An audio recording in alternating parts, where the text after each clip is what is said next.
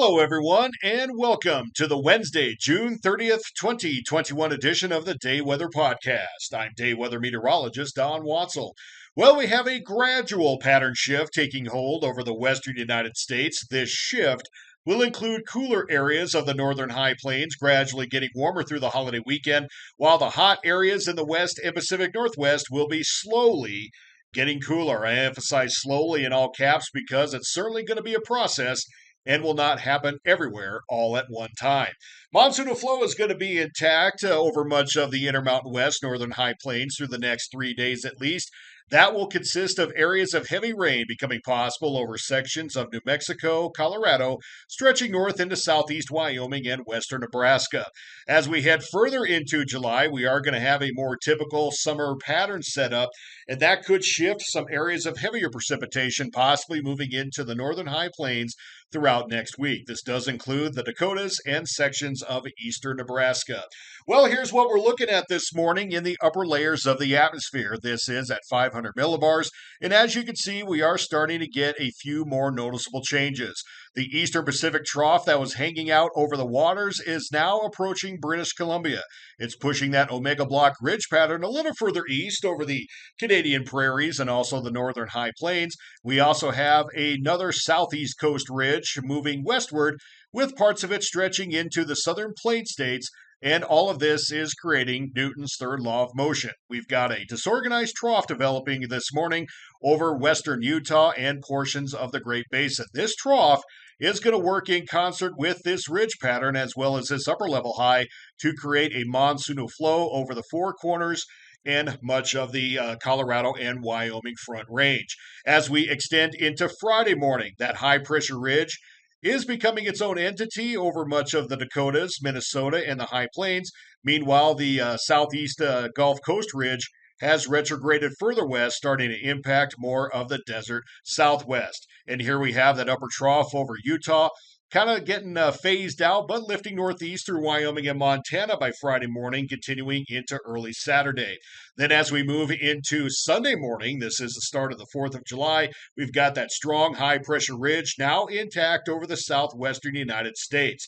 May shut off the monsoon slightly, but in general, it's basically going to kind of create a shift in that moisture transport around the high and will cover much of the western United States as we head into early next week. Meanwhile, the eastern seaboard and east coast is seeing a more defined trough develop, and that's going to bring cooler temperatures over the eastern United States.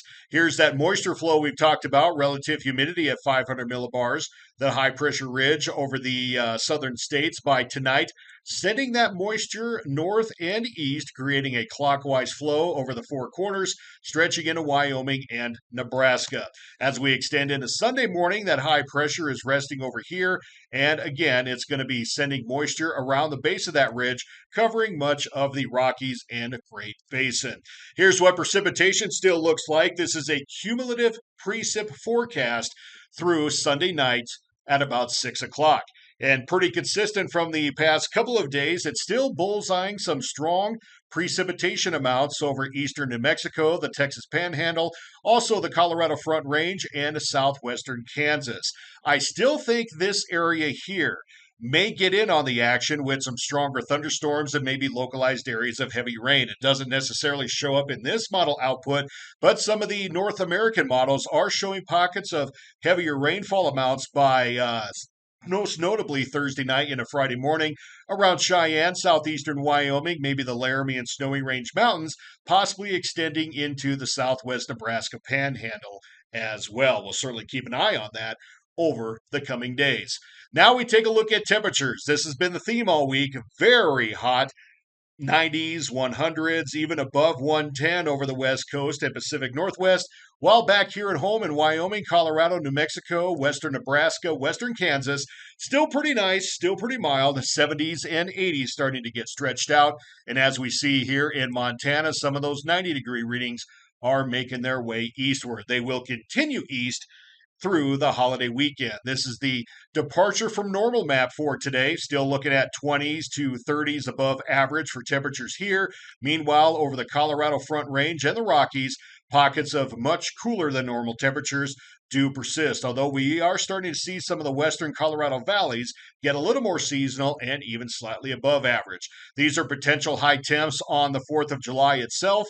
As you can see, Montana, North Dakota, South Dakota starting to get in on the fun and excitement with readings in the 90s and low 100s. Over the Front Range in eastern Wyoming, 80s and 90s are starting to become more prevalent, while we are getting cooler over the far Pacific Northwest around SeaTac, Portland, western Oregon and Washington. 80s to low 90s are returning. A little more normal this time of year, while we still have pockets of hot weather over the eastern sections of those states, and of course continuing over the Great Basin. Temperature anomalies for Sunday: teens above average, spreading out over much of the northern high plains, while some of the cooler air is getting pushed back southward, where some of that heavier precip is forecast through the end of the weekend. Don't forget to subscribe to the Day Weather Video YouTube channel. Thanks for listening and watching, everyone. We'll talk to you again tomorrow.